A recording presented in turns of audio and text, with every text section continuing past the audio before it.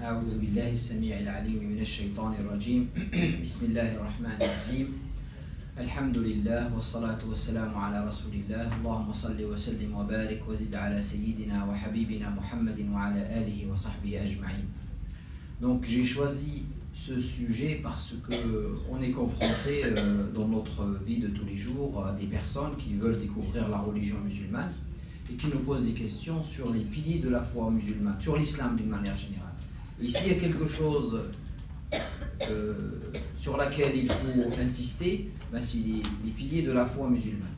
Les 6 piliers de la foi. Et c'est pour ça que je voulais vous donner, Inch'Allah, je vais parler une vingtaine de minutes, vous expliquer les 6 piliers de la foi musulmane et je vous demande de noter tout ce que vous avez comme question.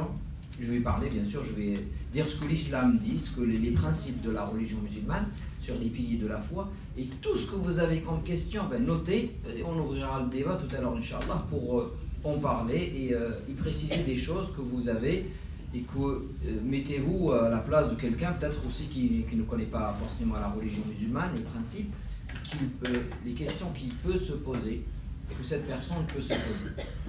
Très bien.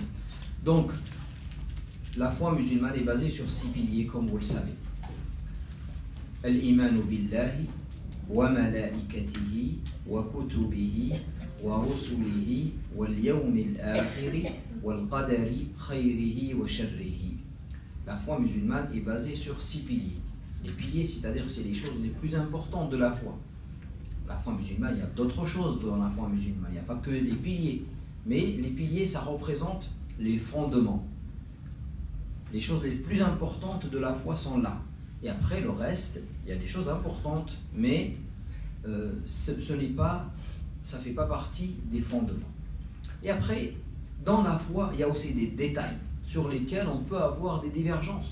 Les savants ont des divergences sur certains détails de la foi musulmane. Ce n'est pas incompatible, parce qu'il y a beaucoup de personnes qui croient que sur toutes les questions de la foi, il n'y a pas de divergence. Si, il y a des divergences sur beaucoup de questions de la foi musulmane, et c'est accepté, ces divergences sont acceptées. Pourquoi? Parce que ces divergences ne concernent que certains détails de la foi musulmane. Donc l'islam, la foi musulmane est basée sur 6 piliers. Je crois en Dieu, je crois aux anges, je crois en toutes les révélations, je crois en tous les prophètes et messagers, je crois au jour du jugement dernier, et je crois au destin, qu'il soit bon ou mauvais, qu'il soit doux ou amer. Voilà les 6 piliers de la foi musulmane. Ça consiste en quoi? Croire en Dieu.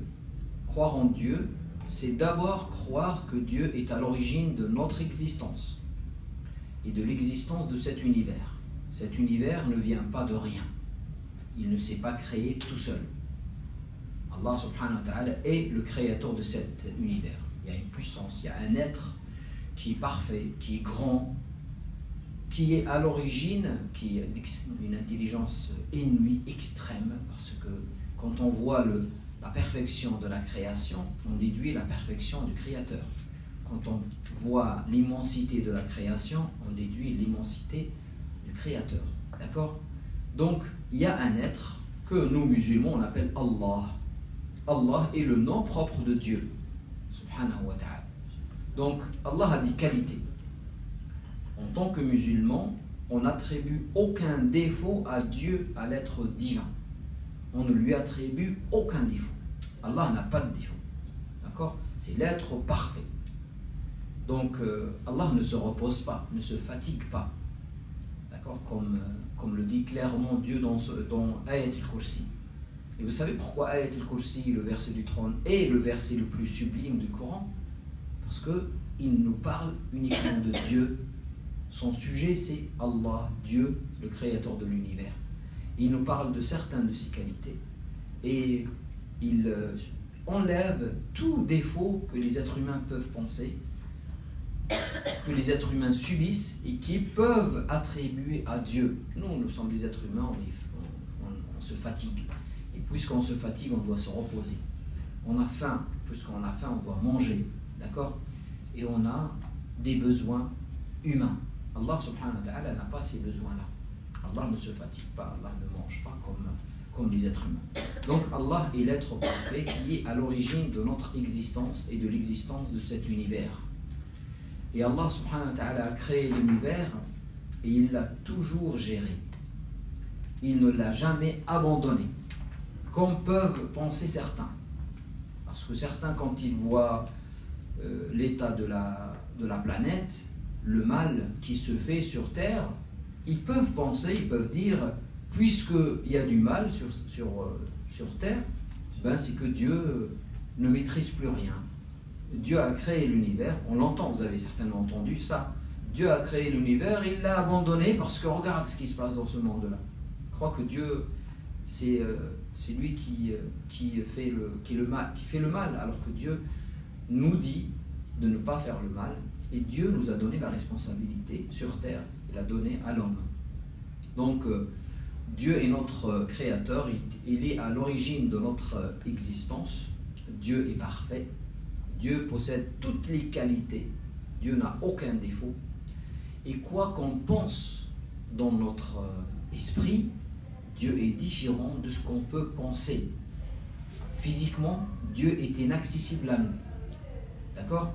On ne peut pas voir Dieu, on ne peut pas saisir le sens physique de l'être divin. C'est quelque chose qu'on ne doit pas. D'ailleurs, on n'a même pas le droit de se poser la question « Comment est Dieu ?» Comment est Dieu? Cette question, on ne doit pas se la poser. D'ailleurs, on n'a même pas le droit aussi en tant que musulman de penser comment les actes de Dieu se font. Quand par exemple Dieu nous dit Dieu s'est installé sur son trône, on ne doit pas imaginer comme si c'était un être humain ou un roi qui s'installe sur un trône. C'est pas du tout pareil. Dieu s'adresse à nous avec un langage humain.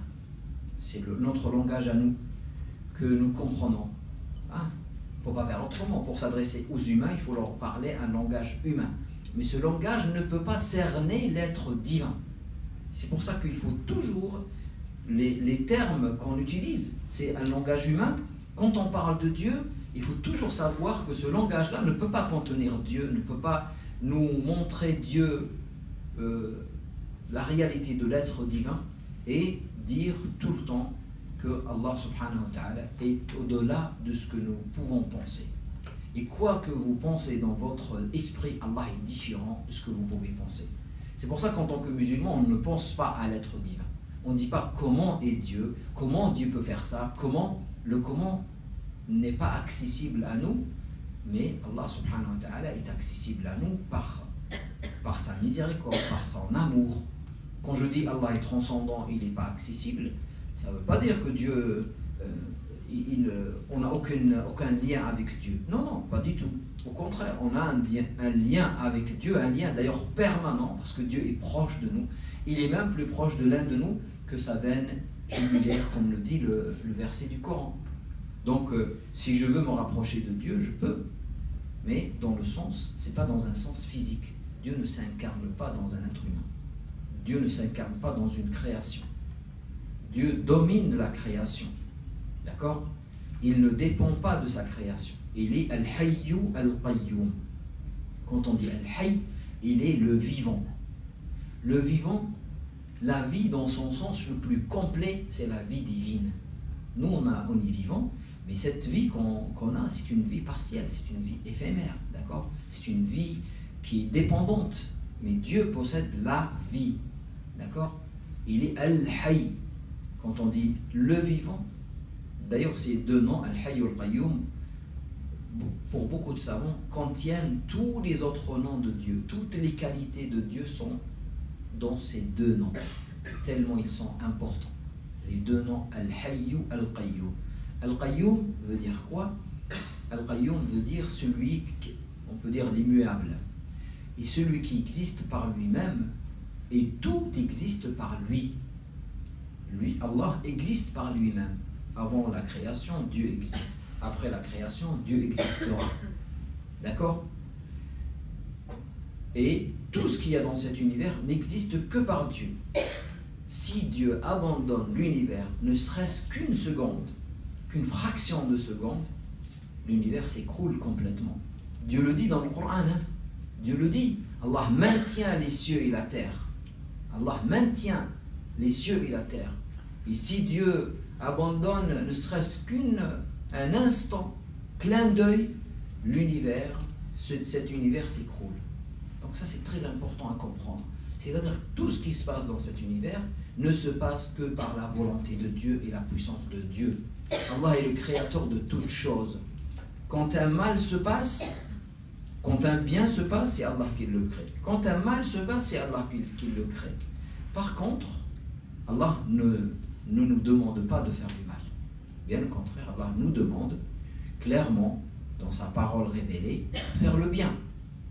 N'est-ce pas? Mais il nous donne le choix justement pour faire le mal. Si l'être humain fait le mal, c'est de sa propre responsabilité et non pas de la responsabilité de Dieu. Donc, la première chose, quand je vous dis je crois en Dieu, il faut penser à ce que je viens de dire. C'est très important. Dieu est à l'origine de notre existence. Dieu gère l'univers à chaque instant. Dieu est unique.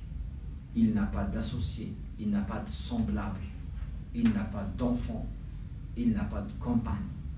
Dieu est l'être divin, l'être unique. D'accord? Et c'est pour ça que parmi ses qualités, il est l'orgueilleux. On va dire, subhanallah, comment ça se fait? L'orgueil pour nous, c'est une qualité ou c'est un défaut? Un défaut. Et pour Dieu, c'est une qualité. Tu te dis pourquoi? Pourquoi l'orgueil pour Dieu est une qualité et pour nous c'est un défaut? À votre avis? Personne qui détient ses qualités à lui. Oui. Oui. Est-ce qu'il est le créateur? Il est le créateur. Il a le droit. Il a le droit. Oui. Oui.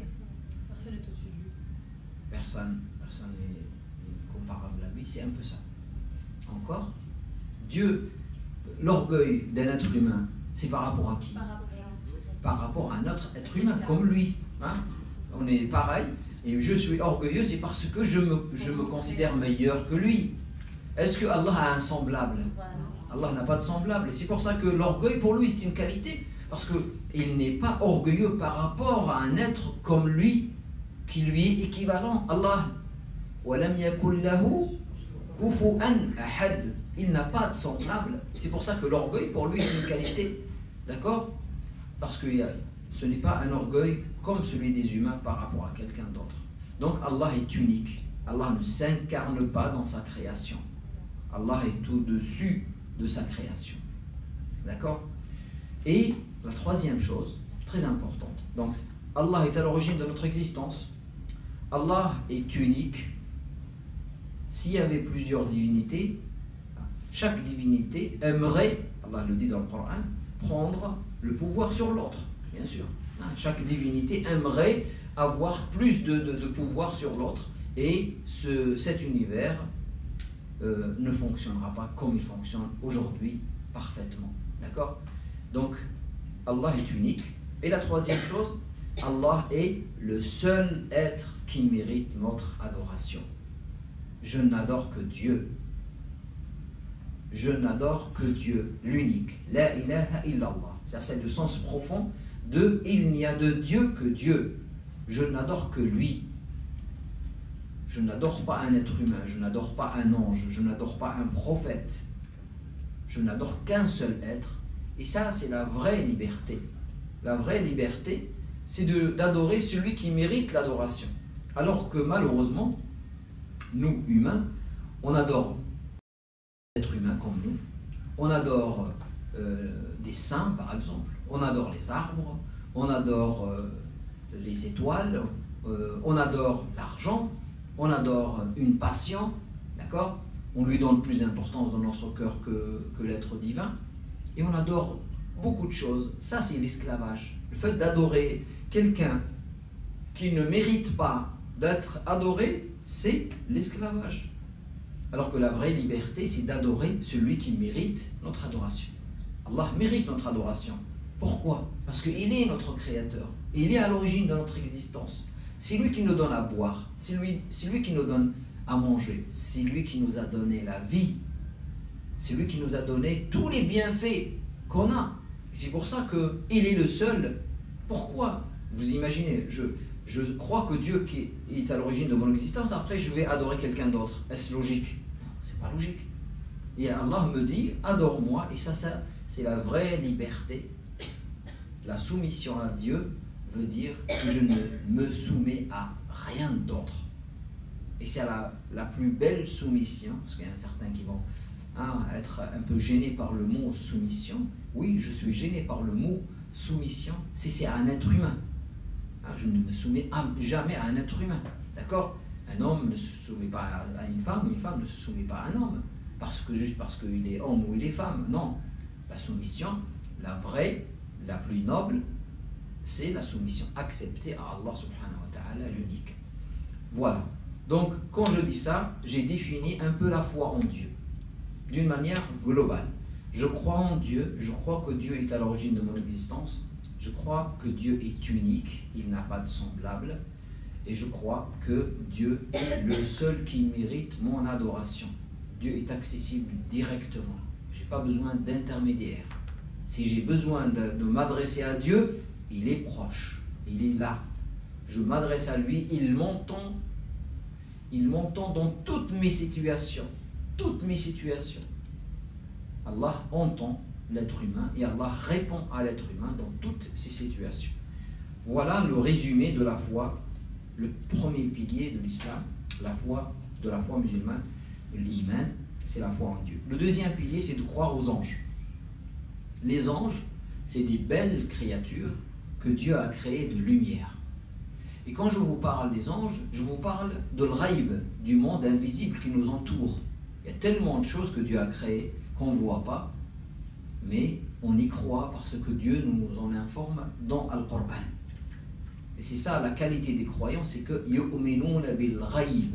Ils croient à l'inconnu, à celui qui n'est pas accessible par les sens. Je ne peux pas toucher les anges, je ne peux pas les voir, d'accord? Je ne peux pas les entendre.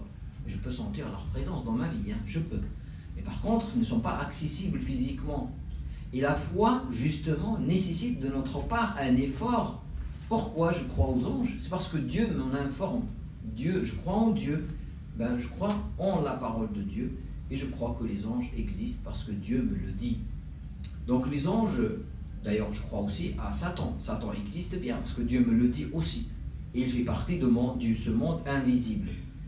Donc les anges, c'est des êtres que Dieu a créés de lumière. Ils ont une caractéristique, c'est que les anges ne font que adorer Dieu et obéissent tout le temps aux ordres de Dieu. Ils n'ont pas le libre arbitre que Dieu nous a donné. Ça, c'est la différence entre nous et eux. D'accord? D'ailleurs, quand Dieu a créé les anges, quand Dieu a créé l'être humain, Adam, il l'a présenté aux anges. Et quand il l'a présenté aux anges, quelle était l'interrogation des anges? Ils ont demandé à Dieu, en lui disant, pourquoi tu crées un être humain qui va semer la corruption sur terre et répandre le sang, alors que nous sommes là à te sanctifier, à t'adorer. Allah leur a dit, je sais ce que vous ne savez pas. Inni a'lamu ma la ta'lamun. Donc, Allah n'a pas voulu reproduire le monde des anges. En créant l'être humain, Allah a voulu donner une autre créature qui adore Dieu par choix, alors que les anges adorent Dieu par nature, intrinsèquement. Ils ont été programmés, si je peux m'exprimer comme ça, ils ont été programmés, créés par Allah subhanahu wa ta'ala d'une seule façon, c'est d'adorer Dieu, de l'adorer et d'exécuter ses ordres. Les anges ne sont pas tous pareils, il n'y a pas qu'un modèle d'ange. Il y a tellement de types d'anges. Il y a des anges qui s'occupent de retirer les âmes quand c'est l'heure de la mort.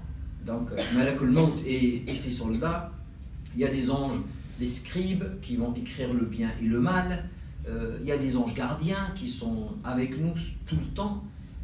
Il y a des anges qui s'occupent des montagnes, il y a des anges qui s'occupent des nuages, il y a des anges qui ont des différentes missions.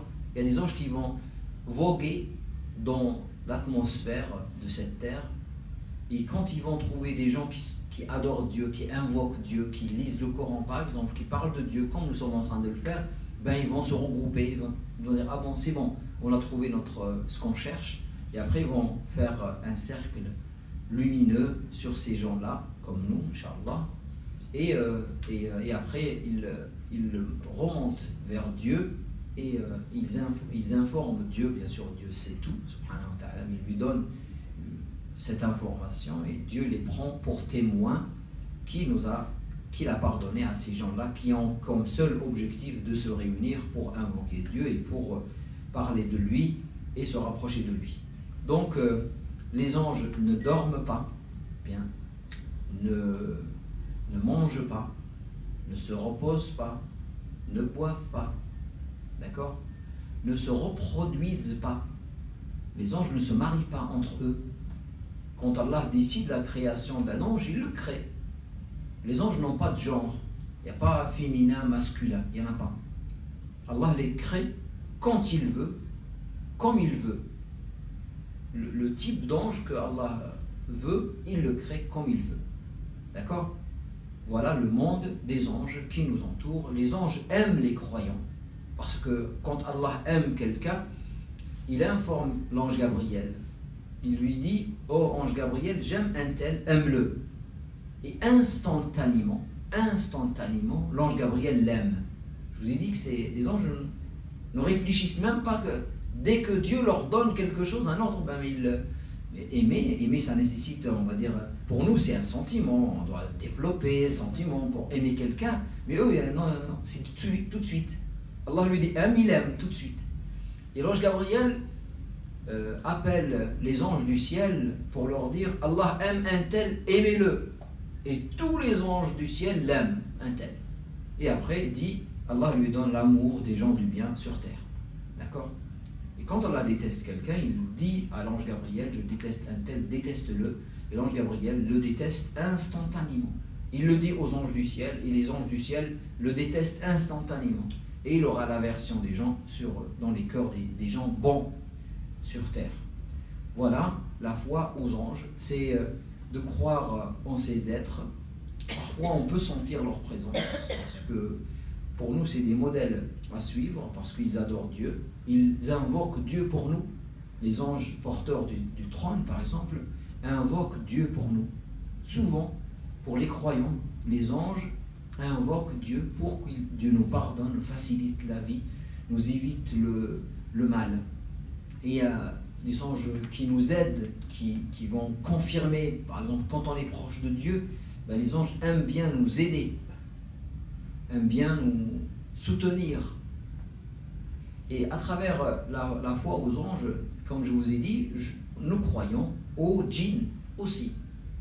Les djinns ne font pas partie des piliers. Allah ne dit pas, le prophète sallallahu alayhi wa sallam nous a pas dit la foi aux djinns c'est un pilier. C'est secondaire en réalité, parce que le monde des djinns est parallèle au nôtre.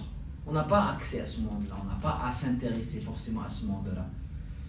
Le seul accès qu'on a à ce monde, c'est par le waswasa, c'est-à-dire insuffler le mal. Allah a créé les djinns, et parmi les djinns, il y a shayatin. Shaitan kana min al-jinn. Il fait partie des djinns, shaitan. Il ne fait pas partie des anges. Même si le shaitan adorait Dieu avec les anges. Tellement il était pieux, tellement il adorait Dieu, il a atteint le niveau des anges. Mais quand Allah a ordonné aux anges de se prosterner devant Adam, tous les anges se sont prosternés. D'ailleurs, c'est comme ça leur nature. Ils ne peuvent pas faire autrement. Alors que shaitan, sa nature n'est pas comme ça. Shaitan, c'est comme nous, il a le libre arbitre. Quand Dieu lui a ordonné et qu'il ne voulait pas, il a pu dire non à Dieu. Il a dit non, je ne me prosterne pas. Et donc Allah l'a repris, lui a demandé de se prosterner. Donc il y a eu un dialogue. D'ailleurs dans le Coran, le dialogue existe. Et c'est ça qui est étonnant dans le Coran. Il donne même les arguments de Shaitan. Hein, ça c'est... On reprend même les arguments que Shaitan avance pour ne pas adorer, pour ne pas se prosterner. Il dit à Dieu, le dialogue est... On le lit, nous, dans le Coran al-Karim, et c'est une adoration de le lire, alors que ces paroles ne sont pas justes. D'accord? Ce que Shaitan dit, c'est faux, c'est des mensonges sur Dieu. Mais le Coran, il les inscrit, on le lit, nous, aujourd'hui. Donc, le shaitan fait partie des djinns. C'est pour ça qu'il avait la possibilité de dire non à Allah subhanahu wa ta'ala. Il a refusé de se prosterner. Et il justifie, il dit non, je ne me prosterne pas devant un être que tu as créé de terre, alors que moi, je suis de feu. Tu m'as créé de feu. Ce que je n'ai pas dit tout à l'heure, c'est que les anges, Allah les a créés de lumière. Allah a créé les djinns de feu et les humains d'argile. D'accord? Donc il y a 3 types d'êtres qu'Allah a créés. Donc les djinns mangent, boivent, se reproduisent. D'accord? C'est-à-dire que les djinns, c'est comme les êtres humains, mais c'est un monde qui est parallèle au nôtre, auquel on n'a pas accès.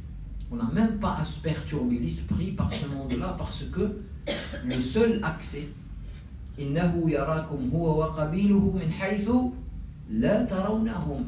Lui et ses soldats peuvent vous voir de telle manière que vous ne pouvez jamais les voir. Si quelqu'un vous dit je parle aux djinns ou je vois les djinns ou je demande au djinn d'être présent avec moi pour telle ou telle chose, ben c'est un menteur, parce que Allah nous dit vous ne pouvez pas les voir. Et il nous dit que le prophète sallallahu alayhi wa sallam nous dit quand il parle de Sulayman, et que cette possibilité que Dieu a donnée à Sulayman, c'est une possibilité que Dieu a donnée à un être humain qui l'aimait, et il a dit la yanbaghi li ahadin min ba'di mulkan la yanbaghi li ahadin min ba'di. Donne-moi un pouvoir que personne après moi ne peut avoir. D'ailleurs, le prophète sallallahu alayhi wa sallam, il le dit. À un moment donné, il était confronté à une histoire avec un djinn. Il dit, c'est le dua, l'invocation de mon frère Sulayman. Je ne peux pas retenir ce djinn parce que mon frère Sulayman a fait une invocation que Dieu lui donne un pouvoir que personne n'aura après lui. Voilà. Donc, ce monde-là est un monde parallèle au nôtre. On n'a pas à s'y intéresser beaucoup, mais on doit quand même toujours, comme Allah nous le demande, prendre Shaitan comme ennemi.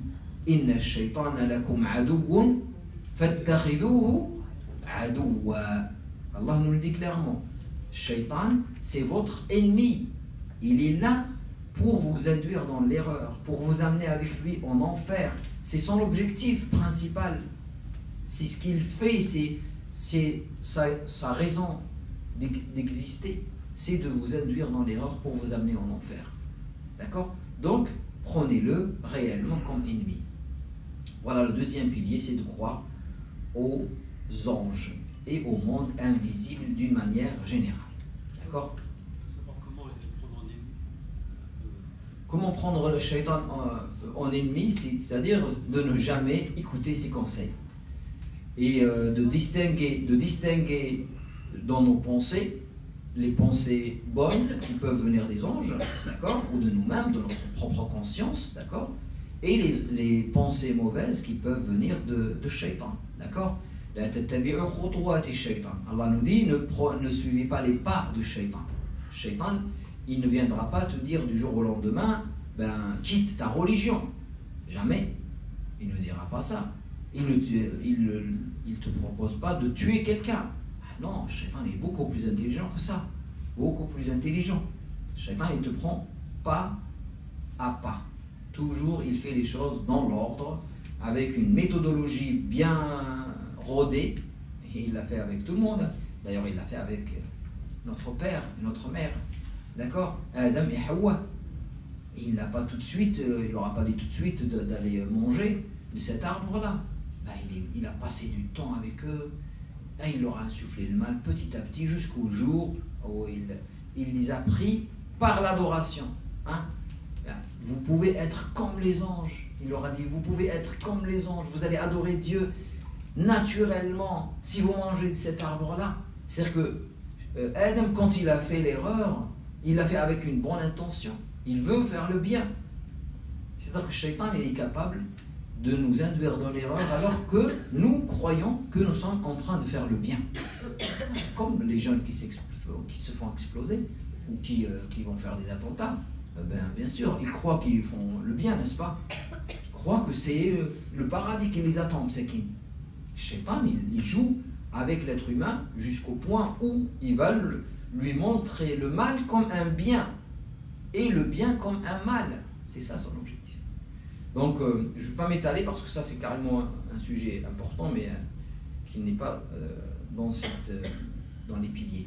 Donc, j'ai parlé de la foi en Dieu, j'ai parlé de la foi aux anges. Troisième pilier, croire au livre saint, au livre sacré.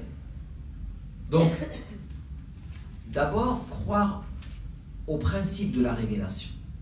Allah subhanahu wa ta'ala, quand il a donné la lieutenance à l'homme sur terre, cette décision a été prise par Allah subhanahu wa ta'ala, ça fait partie de notre destin. C'est pas parce que Adam et Hawa ont mangé de l'arbre que Allah les a descendre. Non, c'est pas du tout ça. C'est pas une punition le fait de descendre sur terre, parce que Allah, quand il a créé l'homme, avant même de le faire habiter au paradis, Allah dit que Adam, il allait habiter sur terre. Donc c'est la décision de Dieu était là avant même que Adam désobéisse à Dieu. Donc, et Allah, quand il a fait descendre Adam sur terre, il s'est engagé de le guider. Parce que génération après génération, l'homme peut oublier. D'accord? L'homme peut mal transmettre la foi. Et en plus de ça, Shaitan est là pour induire les gens dans l'erreur, pour leur dire, voilà, pour modifier la foi et induire les gens dans l'erreur. On le voit d'ailleurs, hein, Shaitan a Ibrahim, quand il a construit la Kaaba avec son fils Ismaïl, les Arabes de l'époque, ils étaient tous croyants, n'est-ce pas? Tous, ils croyaient en Dieu l'unique. Et petit à petit, hein, quelques centaines ou milliers d'années, les Arabes sont devenus tous polythéistes, alors qu'avant ils adoraient Dieu l'unique, par l'intermédiaire d'une personne qui a ramené des statues de l'Inde et qui a montré aux gens, regardez, c'est bien, pourquoi ne pas les adorer, hein, ça nous rapproche de Dieu. Au début, c'est juste ça nous rapproche de Dieu. C'était juste ça l'objectif. Juste pour donner une image à certains prophètes, à certains messagers. Yahoud, Ya'ouqa, Yaroutha wa Ya'ouqa wa Nasra. Vous savez ce que Ya'ouqa, Yaroutha wa Ya'ouqa wa Nasra, ça c'est 3 prophètes qui ont existé avant l'époque de Nouh. Et que ces prophètes-là, avec le temps, les gens, pour s'en rappeler de ces prophètes, ils leur ont dessiné des statues et ils ont dit, juste pour s'en rappeler, pour ne pas oublier. Et génération après génération, la première génération, elle savait que c'est que des prophètes, que des êtres humains. Mais la deuxième, un peu moins, la troisième, et la quatrième, et la cinquième, jusqu'à qu'on a commencé à adorer les statues, parce que on croyait que ces statues-là, en elles-mêmes, elles pouvaient faire du mal ou du bien. Alors qu'à l'origine, non. Vous voyez comment Shaitan est là pour nous induire dans l'erreur. Donc Allah s'est engagé de nous révéler sa parole. Et Allah dit clairement qu'il ne châtiera personne qui n'a pas reçu le message intact. C'est-à-dire que Allah a pris cet engagement de nous guider vers lui. Et il a dit que celui qui ne reçoit pas le message ne sera pas puni en quelque sorte par Dieu parce qu'il n'a pas reçu le message. Mais c'est celui qui reçoit le message clair et qui le refuse, ça c'est sa responsabilité parce que voilà, Allah nous a donné le libre arbitre et le choix dans la vie. Donc la foi au livre saint, ça consiste à croire en le principe de la révélation. Allah a toujours révélé sa parole. Depuis le début de l'humanité, Allah a révélé sa parole aux hommes pour les guider vers le droit chemin. Et Allah a révélé des livres saints qu'on connaît et des livres saints qu'on ne connaît pas. D'accord? Allah a révélé la Torah à Moussa, alayhi salam.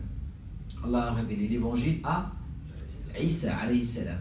Allah a révélé Al-Zabour à Daoud, alayhi salam, les psaumes. Et Allah a révélé le Coran à Muhammad sallallahu alayhi wa sallam. Donc, en tant que musulman, je crois en tous ces livres saints. Allah a révélé aussi à Ibrahim des feuillets de Ibrahim, les feuillets de Moussa, les registres que Dieu a révélés. Et voilà les 5 livres nommés dans le Coran al-Karim. Mais il n'y a pas que 5 livres, il y a peut-être d'autres livres qui ont été révélés. D'ailleurs, il y a un avis qui dit que Bouddha, les sagesses que Bouddha avait étaient divines. C'est-à-dire que Bouddha, peut-être c'était un prophète et qui a reçu une révélation de la part de Dieu. C'est pour ça qu'il y a de la sagesse dans ses paroles, n'est-ce pas? Et par contre, les gens après lui, ils ont modifié, ils ont fait de lui une divinité ou quelqu'un qui se prenait pour Dieu, alors que Bouddha lui-même n'a jamais demandé ça aux gens. D'ailleurs, Jésus pareil. D'accord? Donc, en tant que musulman, je crois en toutes les révélations. Allah a révélé sa parole aux humains pour les guider. Je crois en toutes les révélations nommées dans le Coran al-Karim. D'accord? Je crois en la Torah, l'évangile, les psaumes, les feuilles d'Ibrahim et de Moussa et au Coran al-Karim. D'accord? Je crois aussi que les autres révélations, hormis le Coran, ont subi des altérations, des modifications. Certains ont été perdus. Par exemple, les feuilles d'Ibrahim, on ne les a plus. D'accord? La Torah, on l'a. Elle est mieux sauvegardée. Mais malgré tout, dans la Torah, il y a eu la main de l'homme est intervenue pour modifier, effacer des choses, rajouter des choses que Dieu n'a jamais demandées. D'accord? Et l'évangile, c'est encore plus. L'évangile a été beaucoup modifié parce que ils n'ont pas eu un mode de transmission fiable. D'ailleurs, aujourd'hui, quand on parle de l'évangile, on a l'évangile selon Matthieu, l'évangile selon Luc, l'évangile selon énormément de versions, et on a des versions qui sont reconnues, des versions qui ne sont pas reconnues, d'accord? Donc, on sait, et dans l'évangile qu'on a aujourd'hui, les évangiles d'ailleurs, mais le Coran parle de l'évangile, un seul, d'accord? Ou une seule. Et cette version-là, elle n'existe plus aujourd'hui entre les mains des hommes. Donc, quelle est notre attitude par rapport aux livres saints qui existent avant l'islam? C'est peut-être, parce qu'on ne peut pas confirmer, et ça c'est important à connaître, on ne peut pas confirmer que ce qui existe dans la Torah aujourd'hui c'est la parole de Dieu, mais on ne peut pas dire que ce n'est pas la parole de Dieu non plus. Il se peut que ce soit la parole de Dieu. Donc comment on doit agir par rapport aux autres révélations qui existent aujourd'hui entre nos mains? C'est que si ces révélations-là sont contradictoires avec le Coran, on sait que c'est un mensonge et que Dieu n'a jamais dit ça. D'accord? Par exemple, quand on parle dans la Torah ou dans les autres livres des prophètes et des messagers, quand on les dénigre, quand on parle de la mauvaise moralité, de Sulayman par exemple, ou de Daoud, de leur injustice, là on sait que c'est faux. Nous on sait que les prophètes ne sont pas comme ça. Les prophètes c'est des êtres que Dieu a choisis. Donc jamais les prophètes font du mal ou font de ce que Dieu interdit explicitement. D'accord? Oui Nouria, tu veux te poser une question? À la base, vous pensez que c'était des livres Similaires au Coran? Non, pas du tout. Non. Qu'est-ce qui... je répondrai à cette question. Tu peux la garder pour tout à l'heure, Nouria, cette question, et je leur répondrai tout à l'heure. C'est une très bonne question. Donc, Allah subhanahu wa ta'ala a révélé ces paroles, et on dit que les autres livres saints n'ont pas bénéficié de la sauvegarde divine. Dieu n'a pas à charger les hommes pour les sauvegarder. Il a dit aux rabbins, aux docteurs de la foi juifs, vous êtes responsables de garder, de sauvegarder, de transmettre ma parole génération après génération. Malheureusement, ils ne l'ont pas fait et ils ont modifié. Et aujourd'hui, on a une Torah qui est beaucoup mieux sauvegardée que l'évangile, mais pas sauvegardée. Il y a des choses qui ne sont pas, en tout cas pour nous musulmans, il y a beaucoup de choses dans la Torah qui contredisent la foi que Dieu a révélée à Moïse. D'accord? et les principes que Dieu a révélés à Moïse. Et surtout sur les histoires des prophètes. L'évangile, c'est encore plus, comme je viens de dire. Donc, quelle est notre attitude par rapport à ces livres-là, à ces paroles? On ne peut pas dire que c'est un mensonge, mais on ne peut pas dire que c'est la vérité. Ce qui contredit le Coran est un mensonge sûr. Ce qui ne contredit pas le Coran, on ne se prononce pas. Peut-être c'est vrai, peut-être c'est faux. Allahu a'lam. Et c'est pour ça que on a le droit de puiser dans les livres saints, les anciens livres saints, les bonnes paroles. D'accord? Pour s'en inspirer uniquement. Et non pas pour... c'est pas des directives pour nous, mais pour s'en inspirer. D'ailleurs, les compagnons du prophète, Ibn Abbas, par exemple, particulièrement, il se basait parfois sur la Torah pour expliquer certaines histoires des prophètes. D'accord? Certains détails. On appelle ça al-Isra'iliyat. Donc, par contre, ce qu'il faut bien se connaître, c'est que le Coran al-Karim, le Coran est la parole de Dieu. Le Coran, dans son mode de transmission, il a profité, il a bénéficié d'un mode de transmission unique. Pourquoi? Parce que d'abord, c'est Al-Qur'an. Ça veut dire la récitation. C'est-à-dire que le Coran, depuis le début, a été appris par cœur, par les compagnons du prophète. Une grande majorité des compagnons connaissaient le Coran par cœur. Et on l'appelle aussi Al-Kitab. Ça veut dire quoi, Al-Kitab? L'écrit. Donc, il a été transmis oralement et d'une manière écrite. Il a été transmis par le prophète, par l'intermédiaire de l'ange Gabriel. Dieu parle à l'ange Gabriel directement. Et l'ange Gabriel révèle les paroles de Dieu au prophète Muhammad sallallahu alayhi wa sallam. Au début, le prophète essayait de répéter pour ne pas oublier. Dieu nous lui a dit non, non, ne répète même pas, ça serait inscrit dans ton cœur. Le Coran est inscrit dans le cœur du prophète. Et le prophète, qu'est-ce qu'il fait dès qu'il le reçoit? Il va réunir ses scribes. Il avait plus de 30 personnes qui écrivaient le Coran. D'accord? Et il leur dicte ce qu'il a reçu de la part de Dieu.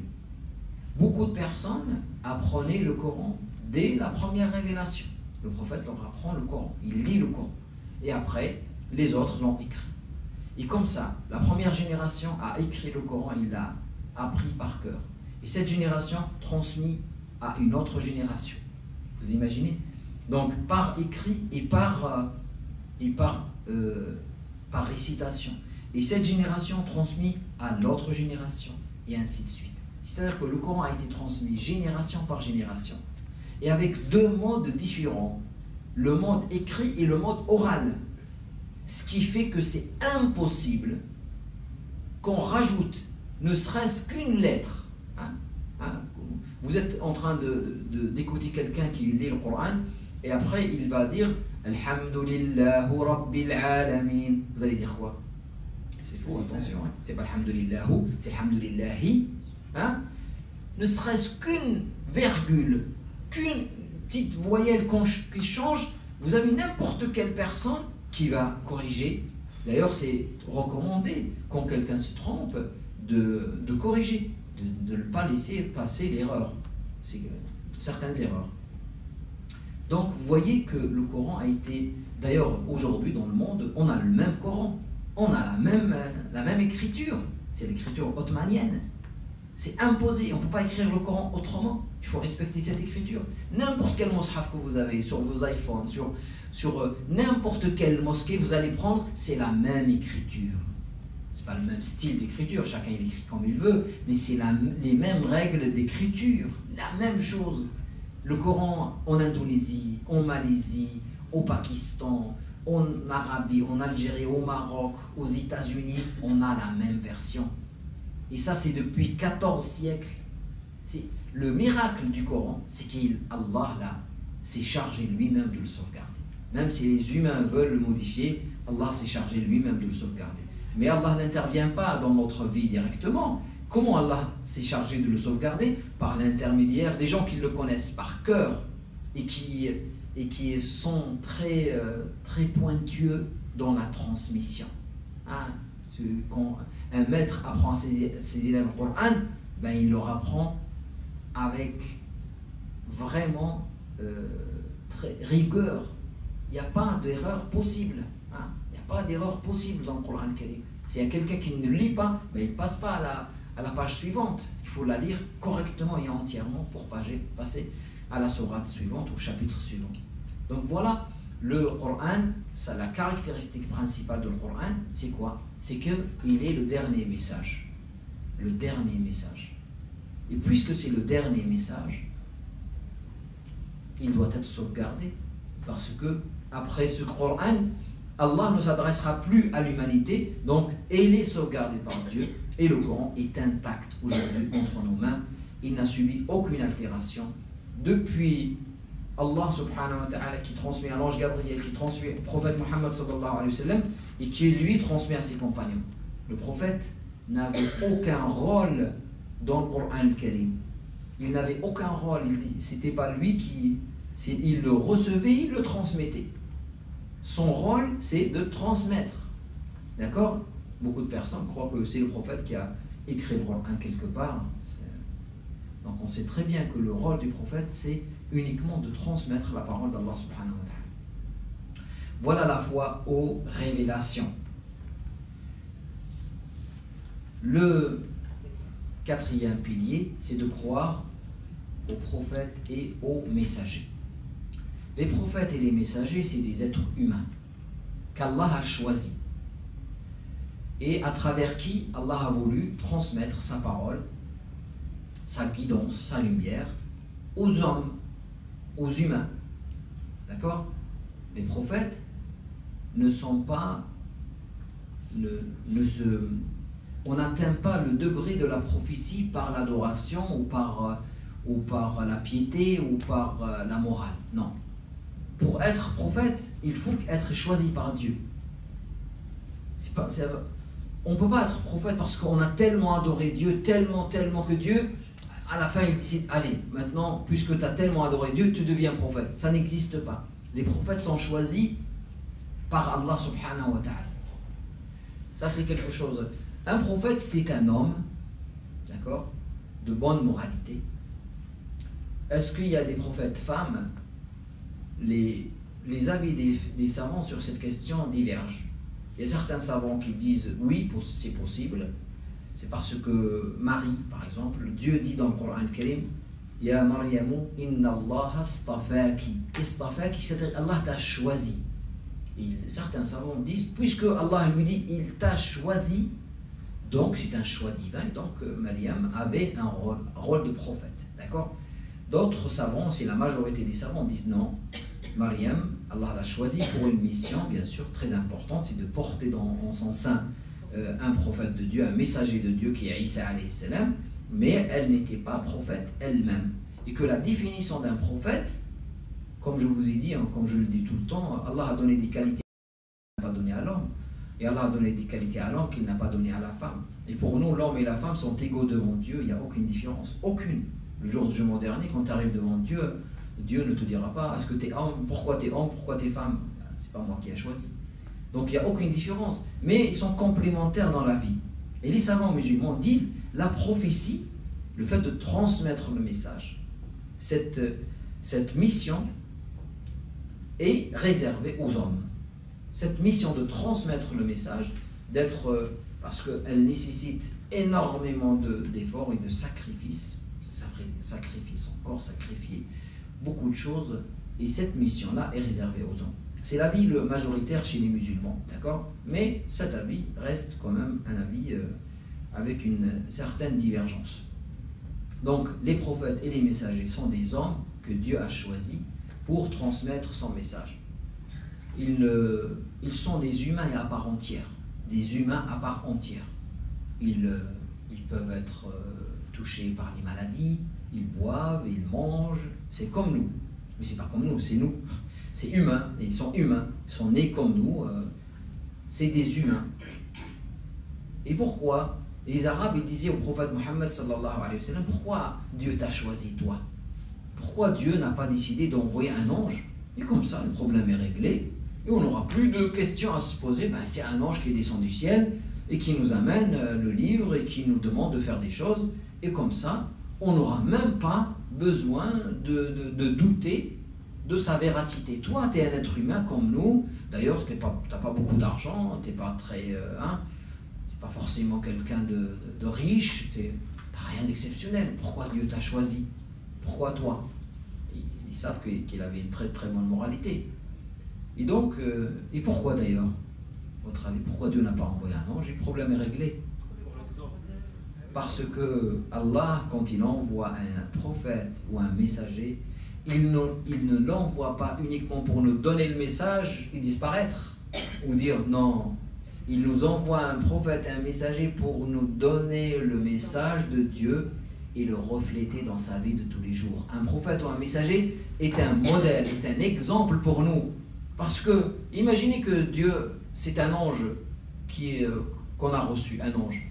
Et après, l'ange, il va commencer à prier, on va dire, ah ben non, on ne peut pas prier. Pourquoi? Ben, toi, tu pries, tu es un ange. C'est normal que tu pries. Tu n'as même pas les caractéristiques. Et après, si l'ange, il jeûne, on va lui dire, toi, tu es un ange, tu jeûnes, mais moi, je ne peux pas jeûner. D'accord? Mais Allah nous a envoyé un être humain comme nous, des êtres humains comme nous. Et c'est-à-dire que le prophète est en train de nous montrer que tout ce que Dieu nous demande, c'est réalisable. Tout ce que Dieu nous demande, c'est réalisable. Et si ce n'est pas réalisable pour nous, ben Dieu nous donne une dérogation. D'accord? Si quelqu'un ne peut pas faire quelque chose et qui c'est au-delà de ses limites, ben ce n'est pas... Mais il ne faut pas toujours choisir la facilité, il faut faire l'effort. Voilà, le rôle d'un messager ou d'un prophète, c'est qu'il nous transmet le message, il nous éduque, il purifie nos âmes, d'accord? Il nous donne les enseignements, et avant tout et après tout, il est exemple, il est modèle pour nous. Le Coran, c'est la parole de Dieu, et la vie du prophète, c'est la traduction. C'est la traduction, c'est à travers la vie du prophète qu'on comprend comment le Coran, que veut nous dire la parole d'Allah subhanahu wa ta'ala. Il y a à travers l'histoire énormément de prophètes et de messagers, énormément. Il y a un athar qui parle, une parole prophétique qui parle de 124 000 prophètes et de 314 messagers. Vous allez me demander, mais c'est quoi la différence entre un prophète et un messager? Un prophète, c'est quelqu'un qui reçoit le message, mais il ne reçoit pas la mission de le transmettre. Il reçoit un message de la part de Dieu, mais pas forcément une mission de transmettre. Il n'a pas de mission. Alors qu'un messager, il reçoit un message, mais il reçoit une mission de transmettre. Il a l'obligation de s'adresser aux gens à qui Dieu l'a adressé pour leur transmettre ce message-là. Voilà la différence. Pour certains savants. Pour d'autres savants disent, un prophète, c'est quelqu'un qui vient dans le cadre d'une religion existante, alors qu'un messager vient dans le cadre d'une nouvelle religion, D'autres savants disent, un prophète, c'est quelqu'un qui ne reçoit pas de livre, alors qu'un messager, il reçoit un livre. Donc les avis des savants divergent sur cette question de divergence entre un prophète et un messager. Mais ils convergent tous sur une chose, c'est qu'un prophète n'est pas forcément un messager, alors qu'un messager est forcément prophète. D'accord? Ceux qui sont messagers sont tous prophètes, et le contraire n'est pas vrai. On ne peut pas faire de différence entre les prophètes et les messagers en matière de croyance.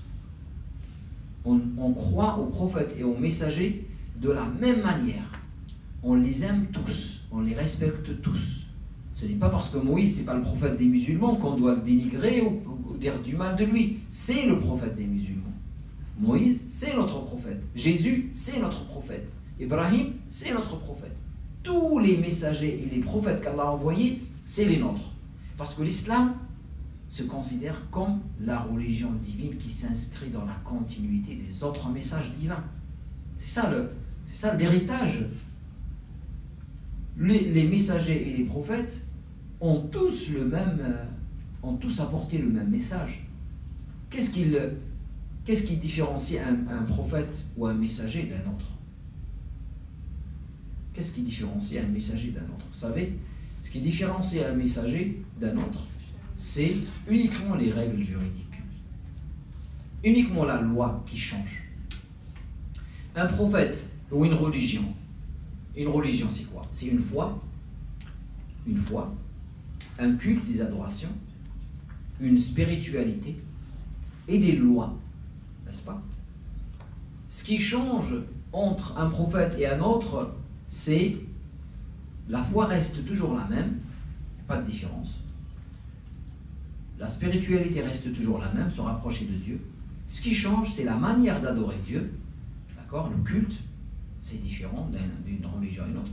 Et la loi peut changer. Mais la loi peut changer, c'est normal que la loi change d'un peuple à un autre, d'un prophète à un autre, parce que la réalité humaine change. Donc, pour nous, tous les prophètes et tous les messagers ont eu le même message de Dieu, c'est de transmettre la parole de Dieu. Et le message unique, c'est La ilaha illa ana fa'budoun. Il n'y a de Dieu que moi, Allah, adorez-moi donc. Ça, c'est le message que tous les prophètes ont apporté. La foi de Moïse, la foi de Jésus, la foi de Mohammed, sallallahu alayhi wa sallam, exactement la même. D'accord? Donc, croire aux prophètes et aux messagers, les aimer tous, les respecter tous, ils ont été choisis par Dieu, donc on doit tous les aimer. Il y a quelques particularités, c'est que je crois en Jésus en tant que prophète et messager de Dieu. Même si Jésus a été créé d'une manière particulière, d'accord, miraculeuse, Jésus reste un être humain à part entière. Il n'a rien de divin. Il n'y a aucune incarnation, aucune divinité en la personne de Jésus. Allah l'a créé comme il a créé Adam avant. Il lui a dit sois et il est, n'est-ce pas? C'est Dieu, c'est le Créateur.